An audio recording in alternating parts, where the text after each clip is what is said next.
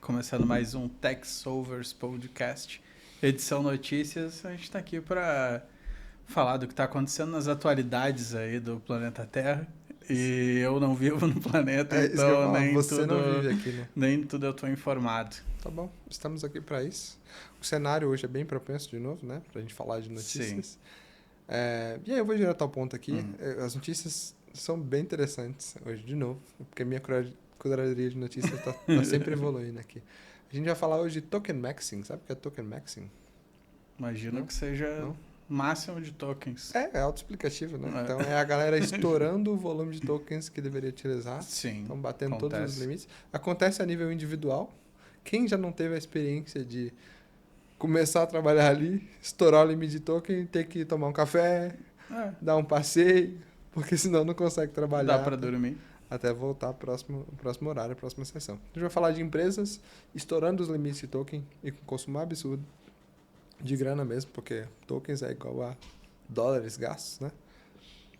Vamos falar da segunda notícia de novo, com o volume de demissões por IA aumentando, mas curiosamente várias empresas recontratando funcionários depois de descobrir que a IA não está resolvendo absolutamente nada.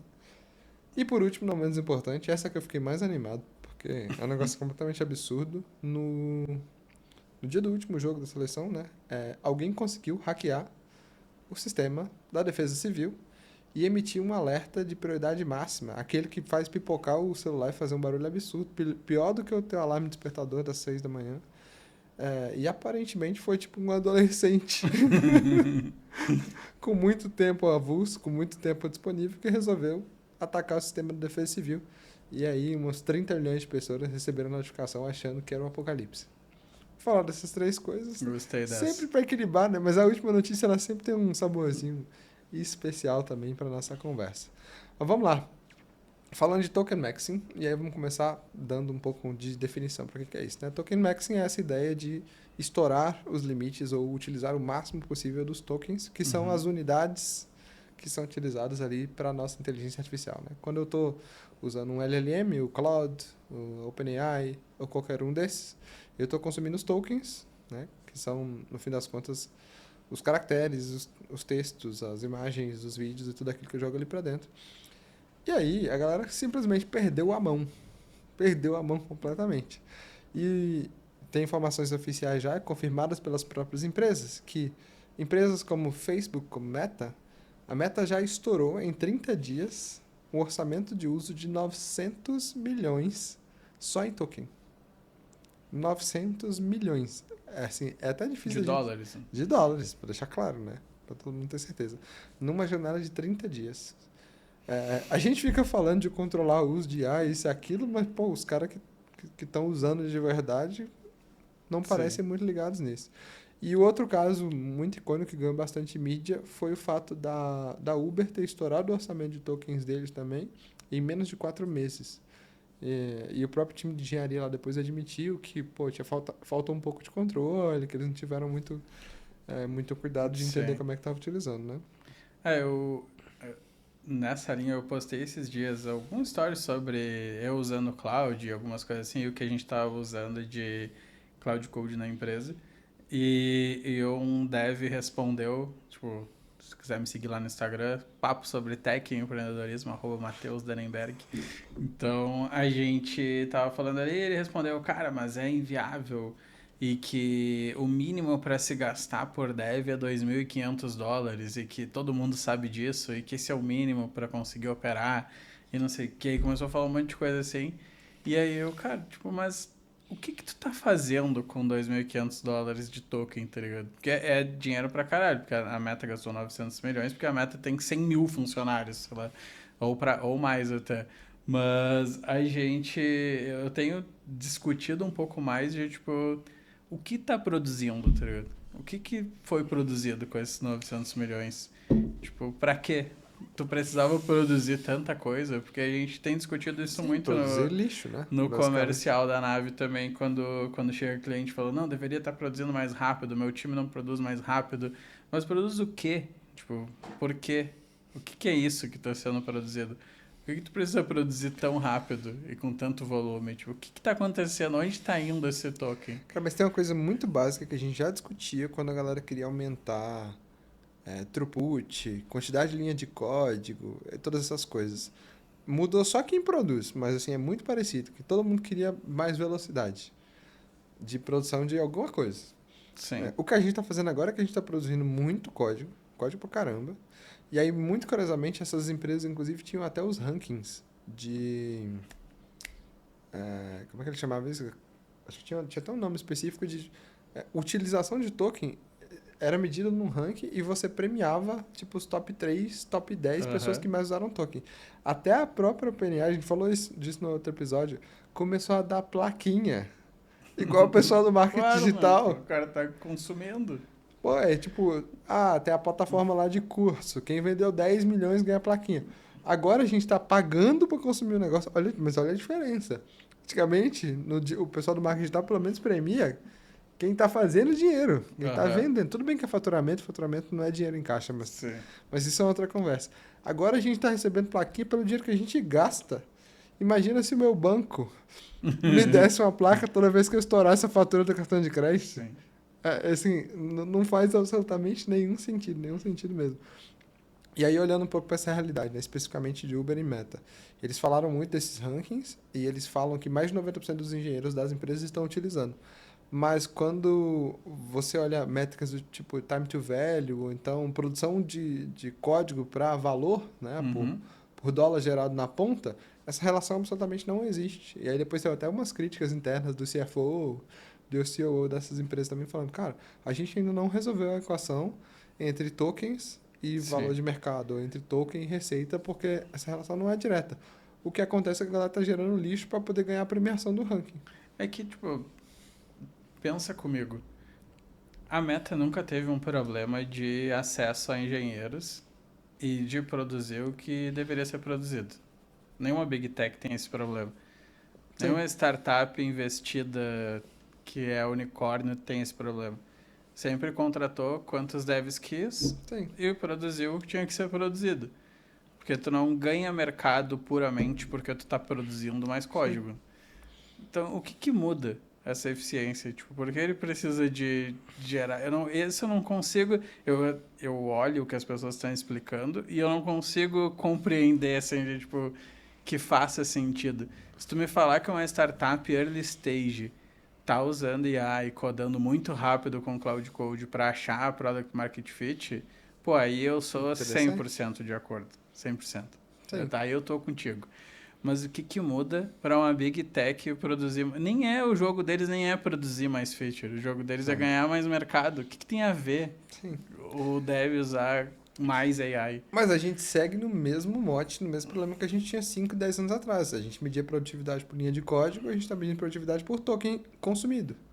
A É o conta pode mesmo ser que, tipo, problema. eles vão extrapolar, testar ao máximo para chegar lá daqui a um ano e entender, não, com tanto que eu invisto em token e tanto que eu produzo, ao invés de ter 15 mil engenheiros, eu posso ter 3 mil. Mas só isso justificaria. Tipo, Sim, tem que. Se o jogo é usar mais token, o resultado deveria ser ter menos pessoas. E um engenheiro é caro, certo? rolando as demissões aí. Mas se o token for mais caro que o engenheiro, aí não faz sentido, entendeu? Sim, e aparentemente a galera não tá fazendo muita conta. Assim, os orçamentos que eu tenho visto, quando divulgam números de quanto estão gastando com OpenAI e Anthropic, sei lá, o terceiro exemplo que dá para trazer para conta aqui é a Salesforce, por exemplo, que é uma empresa de tecnologia. Mas hoje já tem um orçamento anual de mais de 300 milhões Sim. pagos para Anthropic. É, cara, é surreal, tipo, não dá para acreditar que um fornecedor, né, fornecedor Aham. de IA, tem um orçamento de 300 milhões a partir do consumo ali de pessoas, de tokens, essas coisas, É, assim. que a gente Eu tá fico muito falando muito do assustado. contexto do dev também, né? Mas desses 900 milhões da meta, será que foi tudo em tech? Ou foi, tipo, Não, acho que os colaboradores como um todo, comercial, todo na mundo. O operação pessoal como um vibe, todo? vibe codando também, que é um pouquinho pior ainda. Não, mas vamos emendar no nosso segundo assunto. A gente falou um pouco disso, né? Tipo, tá todo mundo nessa busca crescente por eficiência e, consequentemente, o que vem quando a gente fala de eficiência? Pô, o papo de a IA vai substituir Sim. as funções. E já tem catalogados só nas Big Techs, em 2026, a gente está na metade do ano, já são mais de 30 mil demissões flagradas, marcadas ou atribuídas ao uso de inteligência artificial. O que você está observando de comportamento, cara, no nosso ecossistema, nas startups, nos clientes com quem a gente está interagindo? A galera está com essa cabeça de querer demitir para poder contratar a IA, colocar a IA no lugar. Tem alguém que está conseguindo fazer isso direito? O discurso é esse, né? Mas tem muita demissão que está sendo atribuída à IA porque é o momento, mas é só uma demissão de alguém que deveria ser demitido com IA ou sem IA. Sim. O tanto de PO e média gerência no geral que não gerava nenhum valor na cadeia, um valor direto assim na cadeia, que está sendo demitido com a justificativa da IA é grande. E realmente dá pra... Tem lugares que tem impacto, tipo... Sim. Eu acredito... Eu vou falar de uma forma rasa, mas a gente depois em outro episódio poderia elaborar isso melhor. Mas o trabalho de gerenciar uma esteira de delivery, assim mesmo, que um PO faria de, cara, levanta requisito, quebra esse requisito, Sim. quebra depois com os TLs, pensando de um dual track ali de Discovery e Delivery, a IA impacta demais. LLM, né, para ser mais Sim, específico, geral. impacta demais em realmente eficiência, assim, não precisa de tanta gente e tu vai conseguir fazer uma camada de Discovery que impacta um N muito maior de devs. Oh. Fora o próprio trabalho do dev, quando usa um SDD bem usado, tipo, já come parte do trabalho que seria do PO e de um arquiteto ou coisa assim. Então, diminui os papéis, na minha visão, diminui o número de cargos ali, pessoas que precisaria dentro dessa equação. Mas aí eu tenho uma pergunta real, assim, desculpa te interromper, mas corta esses cargos. Você descreveu várias funções aqui na esteira de desenvolvimento. Sendo bem pragmático, 20 anos, 30 anos atrás, a gente já fazia software, a gente não, né? As pessoas faziam software. Eu tô com quase 20 anos aí de carreira. Pessoas faziam software e elas eram desenvolvedoras de software.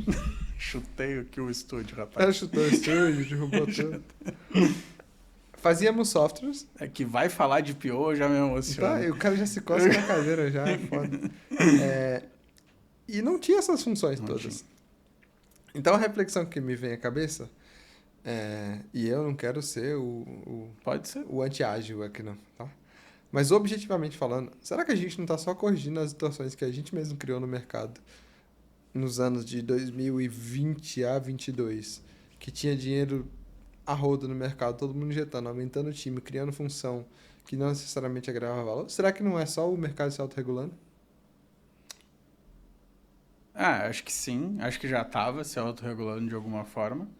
Mas a IA realmente resolve um problema, porque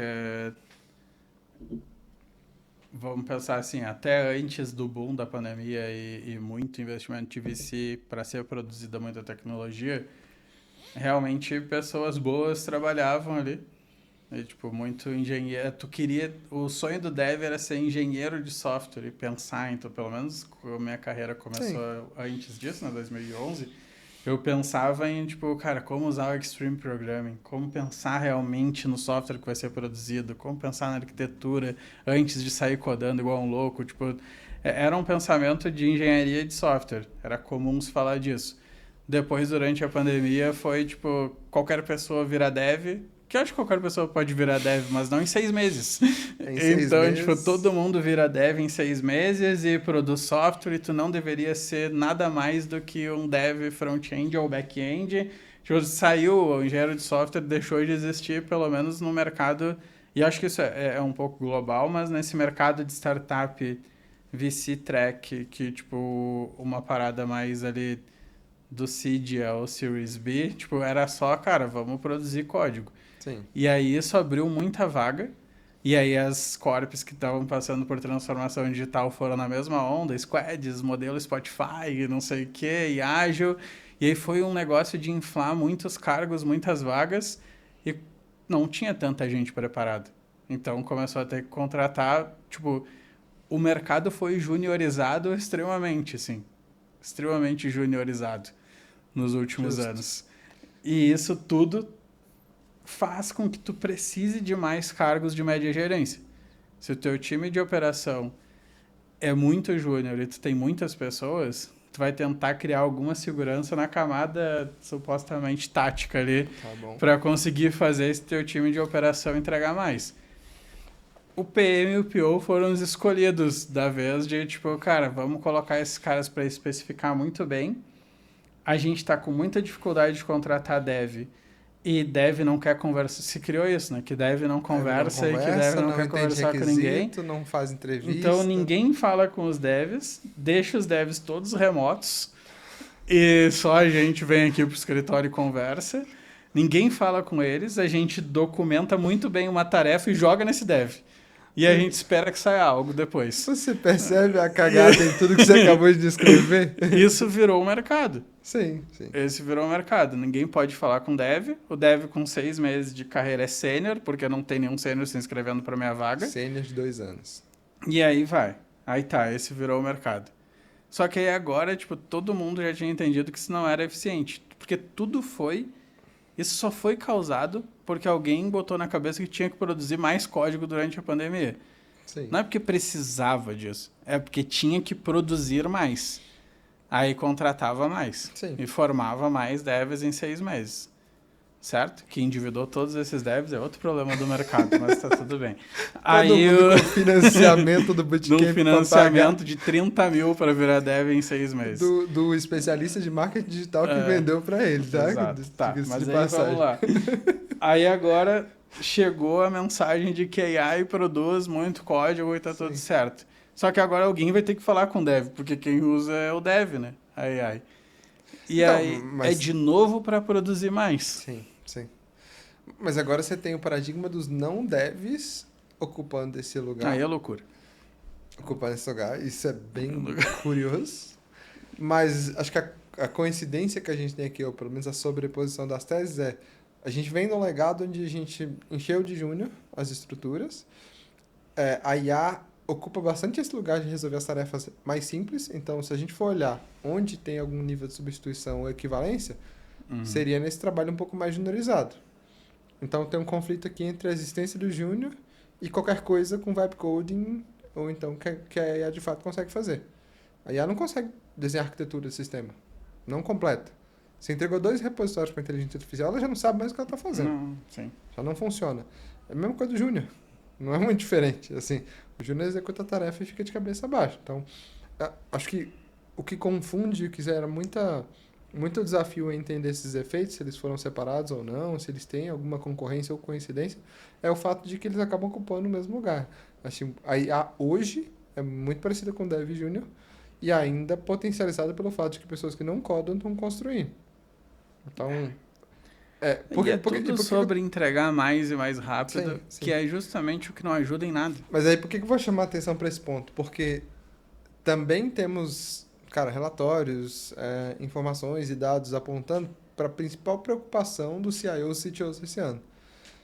Mais de 25% dos CIOs e CTOs estão preocupados que vão ser convocados ou já foram convidados a corrigir cagada que foi feita de projeto de IA, que alguém começou e não conseguiu tocar até o final. O meu ano que vem, eu já falei isso num outro episódio, eu vou dizer aqui, ó, pelo menos 80% do nosso faturamento Já aumentou, né? Não era vai 50%? vai ser de arrumar a cagada de IA. Eu não duvido, tá? De verdade, eu não duvido. Boa parte do nosso orçamento vai ser isso. Isso já acontece hoje.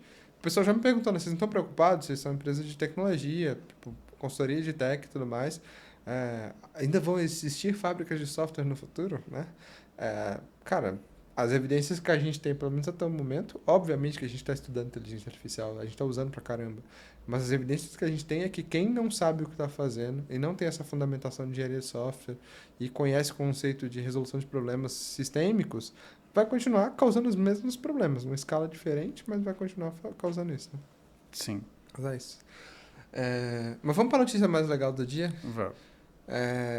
Na última semana, lá por volta de 1h30 da manhã ali, Depois que o pessoal tava animadão, jogo de seleção, 3 3 a a 0, né? Foi o 3 a jogo 0. do Haiti, né? Isso, contra o Haiti.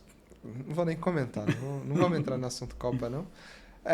Mas um determinado indivíduo conseguiu hackear, e aí eu digo hackear porque aparentemente ele conseguiu acesso às senhas de acesso do sistema da Defesa Civil, que é um sistema crítico de notificação, serve para notificação de catástrofe, enchente, cara, tornado, tufão, terremoto, qualquer Uhum. coisa que todo mundo precisa ficar sabendo porque vai dar problema. Ele conseguiu hackear esse sistema. Aparentemente existia um vídeo tutorial da própria Defesa Civil de como usar o sistema. Não sei por que alguém achou que era uma boa ideia deixar esse vídeo público. Aparentemente eles queriam mostrar que o sistema funcionava, Como que não sei o quê. funcionava? Tá bom. Só que as credenciais não tinham sido rotacionadas há mais de anos. Esse cara conseguiu acesso às credenciais. Tinha um CAPTCHA, assim, vagabundo para poder entrar. Tipo, 2 mais 2 é igual a 4. Esse cara conseguiu entrar e disparar mensagens para mais de 30 milhões de celulares brasileiros, entre SMS e aquela notificação que chega e que sobrescreve todos os bloqueios do celular. Então ele começa a apitar. Então os brasileiros que estavam dormindo, às 1h30 da manhã, né, na última semana, foram acordados com a seguinte mensagem: misantropia. Sabe o que significa misantropia? Não. Não, acho que vale explicar pro ouvinte. Vale explicar para o nosso ouvinte. Sim. Misantropia significa ódio pela humanidade. Aparentemente, a gente foi hackeado por um adolescente revoltado que conseguiu recuperar as senhas de um sistema crítico do governo, da Defesa Civil, cara, em um fórum ou algum daqueles pacotes que você compra Sim. de senhas vazadas. É esse o nível de segurança que a gente tem no nosso sistema. Então ele não hackeou nada, né? Ele só Não. tinha a senha. Engenharia social. Ele comprou de alguém, tinha um coleguinha que tinha a senha, ele comprou. Mas ele usou o login e senha para poder entrar no sistema.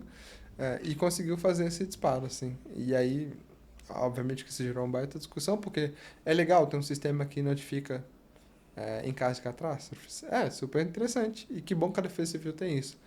Mas se um adolescente de 17 anos, com conhecimento muito básico de microinformática, conseguiu fazer Sim. isso, né? O que a gente não tem em outros sistemas mais críticos? E a gente vai ter muito mais disso quando as coisas vibe codadas forem para produção. Pronto. Porque isso, tipo, é o que a gente tava falando de senioridade.